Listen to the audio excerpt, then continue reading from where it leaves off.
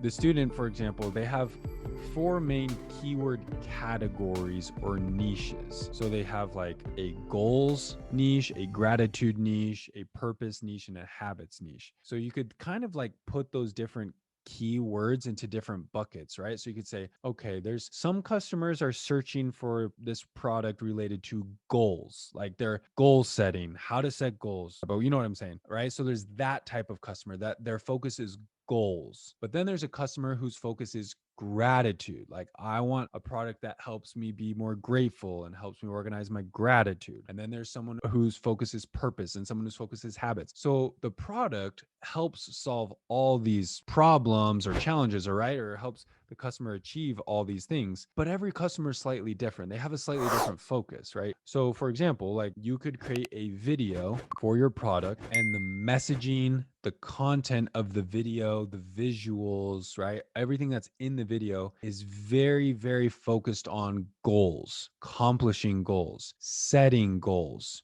right? That is the focus of the video.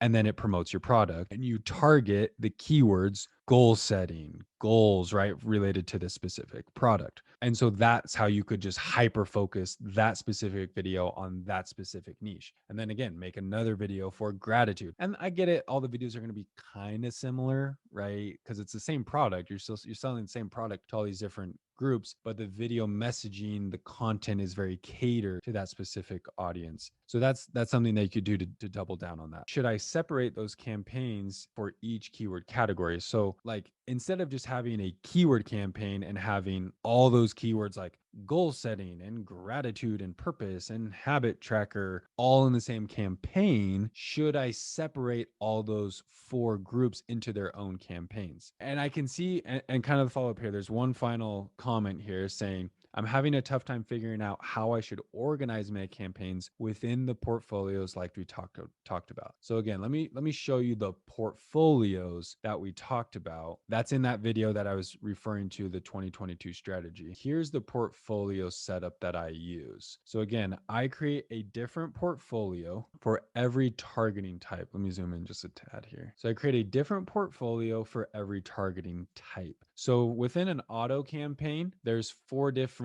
targeting types within that same campaign, but I break them out into their own individual campaigns. So when I run an auto close match campaign, I'm only using close match targeting. I just turn off the other ones, right? And when I run an auto complement campaign, I turn off these, right? And I only target compliments. So I separate everything out. Same with branded keywords. I have branded ASIN campaigns, and I have branded exact match keyword campaigns, branded phrase match campaigns, etc., for all the different campaign types. So like the main ones, right? Keyword campaigns. So I have a keyword campaign. I'll just click on this, for example. So I have a keyword broad match campaign for every single SKU, and it only targets the broad match keyword. So let me scroll down here a little bit. So here's all of the different SKUs that we have. Each of these campaigns only has broad match keywords, and it's for every specific SKU. So now kind of going back to the question of, well, how do I organize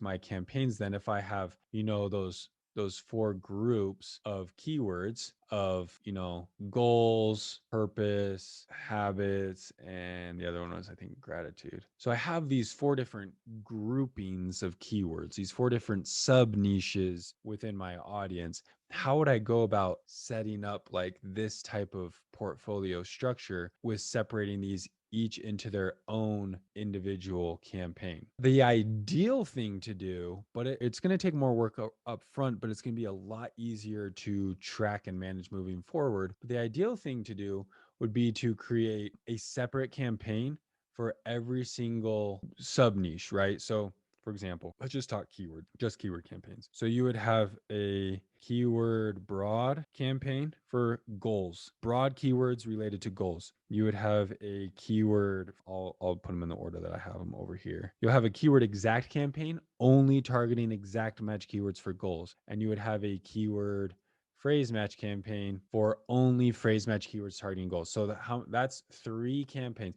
Oh, and then it would also be per SKU. So if you only have one SKU, you would have three campaigns, right? If you had 2 SKUs, you would have 6 campaigns. So it's basically the number of SKUs times 3 because you're breaking them down into 3. So let's just pretend, we're just pretending. Let's just pretend you have 2 SKUs. Sorry, I don't know why my rectangle drawing is so bad right now. So let's pretend you have 2 SKUs. So for the goals sub niche, you would have 6 different campaigns set up under keyword, the keyword types. Same with purpose, same with habits, same with gratitude. So you'd have 6 campaigns, 6 campaigns, 6 campaigns, 12, 18, 24. So you would have potentially 24 different campaigns just for your keyword campaigns, breaking these into different sub niches. Now, I think you could still just use this portfolio setup, just have keyword broad, keyword phrase, and keyword exact as in a portfolio. But what your campaigns would potentially look like down here. So like we're looking at my actual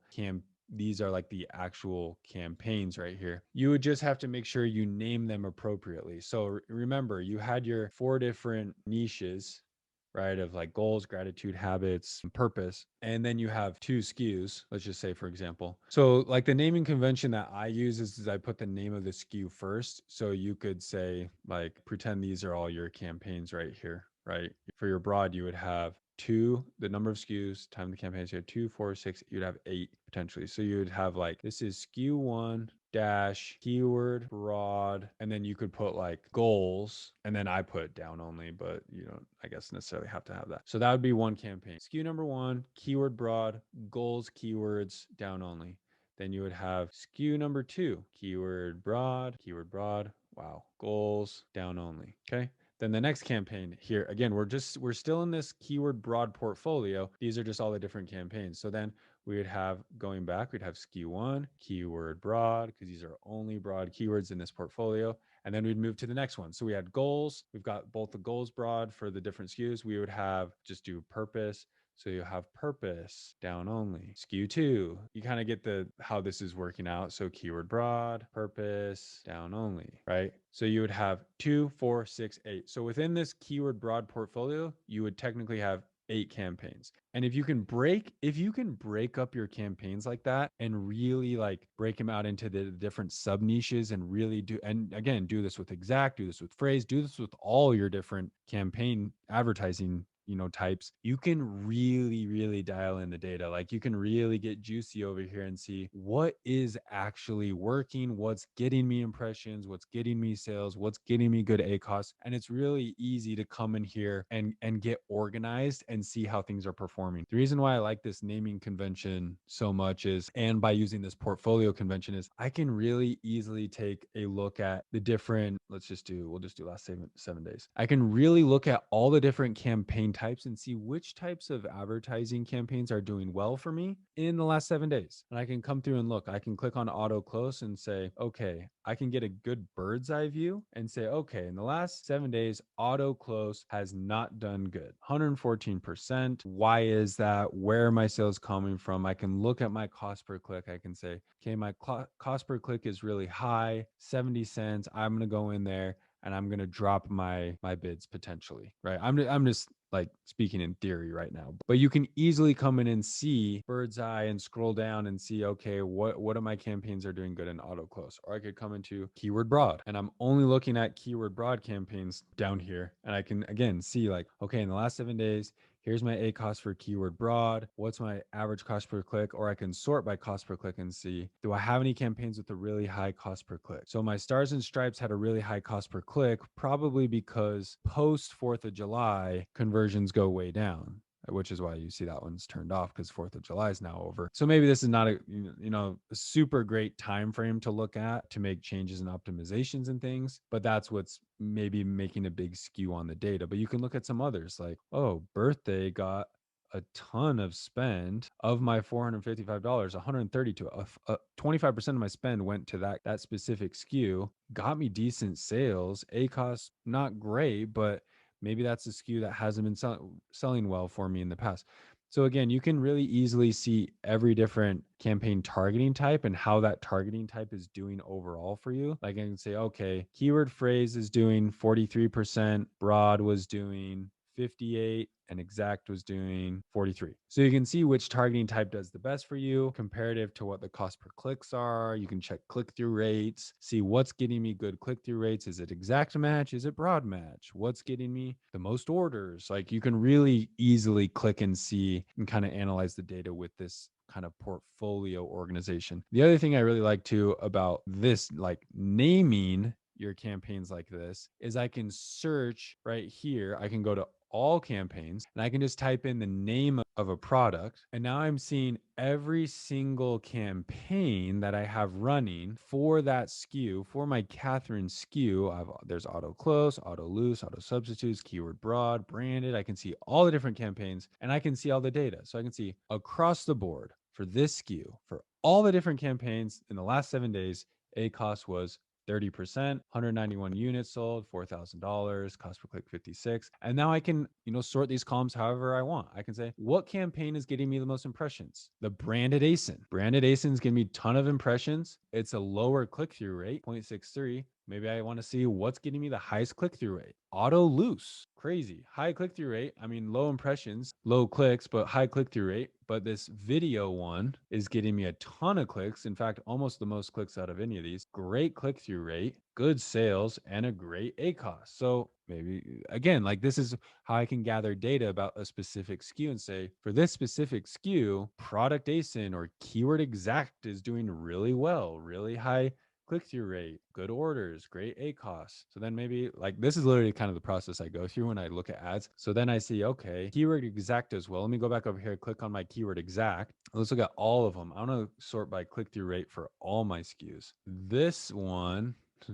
2 clicks, click-through rate of 6%. That's kind of an outlier, so we're going to ignore that one. That one's been out of stock forever. But that SKU for keyword exact has a really healthy click-through rate, good sales, good ACOS. This one also good, healthy click-through rate, decent sales, not the greatest ACOS. So then I could go in and assess this and say, I'm getting a good click-through rate. Like anything above 0.4% is a good click-through rate. So anything above this line is good. Anything below that line, not so good. So I can see, okay, these are all getting good click-through rates, but why is this ACOS so bad? My click-through rate is good, my conversion rate not so good, which is what's affecting kind of the ACOS, right? So then I could go in and potentially lower this bid just a teeny bit and say, okay, I'm going to lower that bid to 70 cents. Drop my cost per click, see if we can get this ACOS number down. Now, I probably wouldn't make drastic decisions like this based on the last 7 days, but just an example of kind of the process you can go through. And you can just kind of like look for signs, look for high ACOS. These ones all look pretty decent. That one's a little on the higher side, but there's only one sale. So not a ton of spend there. Maybe wouldn't do anything drastic. But these ones that have pretty high spend and good sales, just come and take a peek and say, hey, how's my ACOS doing? Is it doing good or bad relative to the other SKUs? What can I do differently? How can I adjust it to improve that campaign? But again, like just the overall campaign structure, like if you can kind of follow this structure, it just makes it so much easier to click and just really easily look at all your different campaigns for that specific targeting type, see what does well, what's not doing well, and kind of just get a good overall picture too up at the top of how that targeting type does for you. So hopefully that kind of sheds some light onto that, on how to stay organized and kind of break down if you have sub niches like that, if you want to break out your keywords. And there's a lot of products that are like that, where you might have within your product, you might have sub niches, or not even the sub niche, but like maybe just a different keyword family, if we could call it that. For example, for our product, 2 years ago when I was advertising on Amazon, I noticed there was two main keywords that people used for dog bandanas. They either type dog bandanas or they type dog scarves. So those would be like two different keyword families, because I could do dog bandanas for girls, boy dog bandanas, birthday dog bandanas, right? And kind of have a family of dog bandana related keywords. That'd be one family.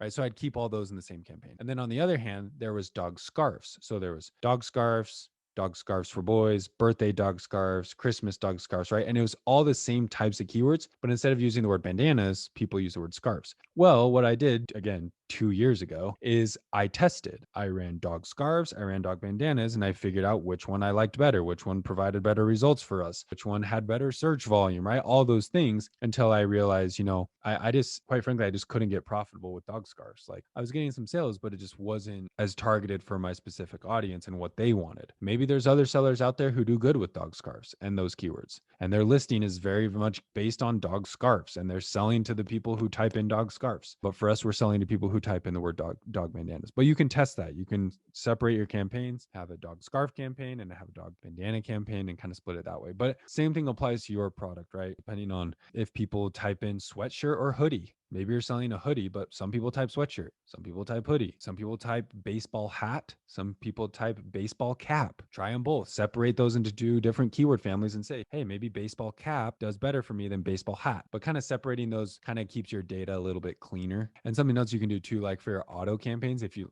again, this is like if you want to get super granular, you could even separate your auto campaigns. So you could, like, for example, if I was selling a baseball hat, I could set up one auto campaign. Let's call it an auto close campaign. I could set up an auto close campaign that I specifically want to go after keywords related to baseball hat, not cap. I want the auto campaign to do its thing, show my listing out there for baseball hat. So what I would do is I'd set up the auto campaign, but I would add negative keywords baseball cap. So I'd add the negative keyword cap. I'd add the native keyword baseball cap, or maybe a couple others. But that way I'm telling Amazon within this auto campaign where I'm giving you freedom to show my ad wherever you think it's going to do good, show it everywhere that doesn't include baseball cap. So show it for baseball hat, show it for baseball lid, like whatever other keywords, but just don't do cap. And then you do another auto campaign and flip the script and put in the negative keyword baseball hat, right? So then you're saying, okay, on this auto campaign, go ahead and show it to wherever you see fit. Just don't show it to anything that's related to baseball hat.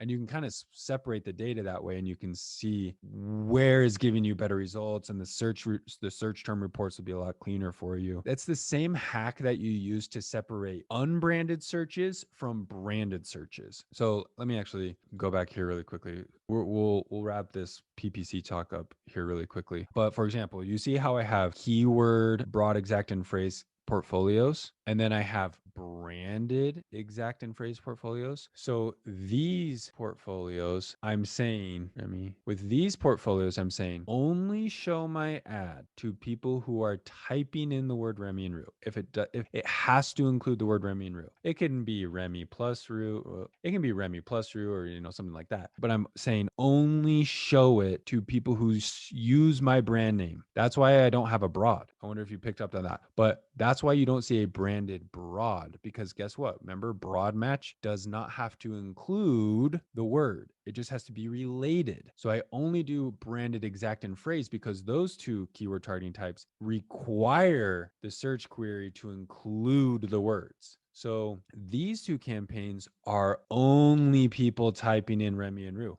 However, for these campaigns, I add Remy and Rue as a negative keyword because guess what? For this data, I want to know how are my ads doing for people who do not type in my brand name, because people who type in my brand name are going to buy my product. Like that's why they're searching for it. And so it can kind of skew your data a little bit. It'll make you think you're doing better than you really are if you kind of mix those together. So a big hack is to separate branded from non-branded searches to kind of get a real good idea of, can you convert unbranded searches like profitably into customers. So like, let's just take a peek here. Oh, actually we'll do keyword phrase. So if I were to click on keyword phrase in the last 7 days, the ACOS is 42.92%. Let's see what it comes out to for branded. Yeah, branded is 15%, because again, people who are typing in my brand name are coming to buy. So my conversion rate and everything should be a lot higher with these branded campaigns. But if I had this mixed in with my just, unbranded searches, it's going to make my ACOS look a lot better. And I'm going to be like, whoa, my ACOS is amazing. But you're like, well, most of your sales are coming from your branded search terms. So separating those out really helps you kind of get a more clear picture on how your campaigns are really doing. Going back to like this portfolio, this structure of pay-per-click campaigns, the comment is, making changes and updates would take a long time, it seems like. Absolutely, it does take a long time, which is why if you're going to use this kind of strategy of portfolios, like breaking everything into its own portfolio, breaking every targeting type into its own campaign for every single SKU, you're going to have a crap ton of campaigns. Like I said, we have active campaigns, 171. I have 171 campaigns. And within those campaigns, there's, multiple keywords. Some of them have 3 to 5 plus keywords in each campaign. So some of them have ASINs, some of them have 10 plus ASINs. So you can see it, it becomes extremely tedious to go through and click here and be like, okay, let's optimize, click, scroll, click in here, click here, change the bid, right? Like if I were to do it this way and like come in and click this and lower the bid, yeah, that would take me an eternity, which is why if you are going to do this, you have to learn how to use bulk sheets. You have to learn how to use bulk imports in order to optimize campaigns. And I can optimize all 171 campaigns in about 30 minutes with bulk sheets. So bulk sheets and sponsored ads, bulk operations. So with bulk operations, this is extremely technical stuff, and I don't really have a ton of info on it because it's not super beginner friendly, which is why I'd recommend for most of you, if you have 1 or 2 SKUs and only a few campaigns, you just do it manually through the advertising console. Because if you try to get into this, it could be kind of crazy. But I'll do this and I'll run it for like 30 days. You'll download a sheet. Let me just, I don't have one ready. But basically, you'll download an Excel file and you manipulate the Excel file to make your changes. So like if you want to raise your bid by 5 cents, you just edit the cell in the cell on Microsoft and then upload the file and it will update your campaign. I don't think I have one. I normally do this on my laptop, so I don't think I have a file. Let me see just really quickly if I have a file saved to my computer. I don't know that I can. I don't have bulk file on this computer. Let me just see if this is. Oh, here we go. It downloaded. I'll show you really quickly. I know we're over, but I'll just show you really quickly what this looks like. So again, you come in here, you download, it'll show up right here when it's ready. You download your report, you'll get this big Excel file and it will look like this. So it's literally every single data point from all my campaigns. And it's just this massive, massive file because I have 171 campaigns. So like I said, massive file. This one has mine have like 10,000 lines in them. And again, this sounds absolutely insane when you think about it to optimize, but it's actually not as hard as you think. I won't go into super detail, but like really quickly, what you can do is you can just create some basic filters. If you're good at Microsoft Excel, this will become a lot easier. And that's like literally all I studied in college, which has blessed my life now doing this. But if you're good with Excel, you can come in, create some filters, start sorting. So I could just like simply sort by ACoS descending. I want to only look at ACoS that's above my break even. So you can do this different ways. You could just manually come and highlight it. You could do conditional formatting, but you could just like come in and let's say highlight, okay, I want to only look at everything that has an ACoS above 50%. So now I'm only looking at the campaigns that are doing quote unquote bad, right? So then I could say, okay, let's only filter by those. So let's just get rid of all the other stuff below it. Now you can sort it another way. So now I could say, okay, where do I spend the most money? And let's start with the campaigns that I spend over $177. Then I can look at just those ones. And then I can come over here and I want to sort the entity out and just look at either keyword, product ad, product targeting. So just look at this. So then same sort of thing. You can just kind of go like once you kind of dial this down and filter it how you want it. And then maybe I want to say, I want to be able to get a good look at my cost per click column, hide a bunch of columns that are irrelevant. If these columns aren't really important to you, hide them all. And then I only want to look at cells that have a bid that's not zero, because that means I can adjust it. So I'll get rid of blanks. So now you can see my little columns keep getting smaller and smaller. So now I know I don't got to do 10,000 lines. I only got to do 18. Like if I want to do anything that spends over $100, just focus on that. Now I only got to do, I could even filter this by cell color and be like, okay, this is all I have to optimize. All that other crap, like I can really ignore. Now, again, there's more in depth to this. It usually takes about 30 minutes, not 30 seconds. But now I can come in and I can kind of look at, okay, what are each of these campaigns? Again, I'd probably hide a lot of the unnecessary comps. So I can get a good look here and say, okay, what are these campaigns that I'm actually looking at here? In fact, I'd probably hide all of this. So I can see the campaign, I can see the bid, I can see what the keyword is, or if it's a product ASIN target. So this is a product ASIN campaign. That's the ASIN target for this one. But I can do some bid adjustments. So I can just come in here to the bid column and I can maybe highlight this. Okay, here's where my bid adjustments are coming in. This is a column I need to update. And then I can just look and I can peek and say, okay, A cost 68%. That's too high. Let's change this to 0.75. And you just edit it right here. Or you could even you could get real fancy and say, okay, everything with an A cost above 70%, I want to lower the bid by 20%. And you can just, do a formula and say, I want to do this cell times 80%, copy it down, and then kind of do like a cut, paste. Oops, sorry, I have to paste value. Cut, paste special values. That should work. Why is that not working? Paste. Oh, maybe it doesn't let me do cut. As I tell you guys, oh yeah, I did Excel, and then it doesn't work. You have rows filtered in. You can't do it when you're filtered out rows. I think that's I think you're right on that too, because I'm trying to select all the rows in between as well. Yeah. But anyways, you can do stuff like that if you wanted to. So yeah, I would probably have to unfilter all my rows and just maybe sort instead of filter by color, maybe just sort by color and try it that way. But anyways, this is kind of the really rough way that you would go through updating your bids for all your campaigns in a bulk sheet. And then when you're done, you simply save the CSV file, go back up here, upload it right here, and it will be uploaded right here, and it'll show us an upload. So that's bulk sheets. That's kind of the way that you have to optimize, because it takes too long to do it manually through Amazon's advertising console. But yeah, I would recommend digging into bulk files if you have a lot of SKUs and a lot of campaigns, right, and you want to get into that. So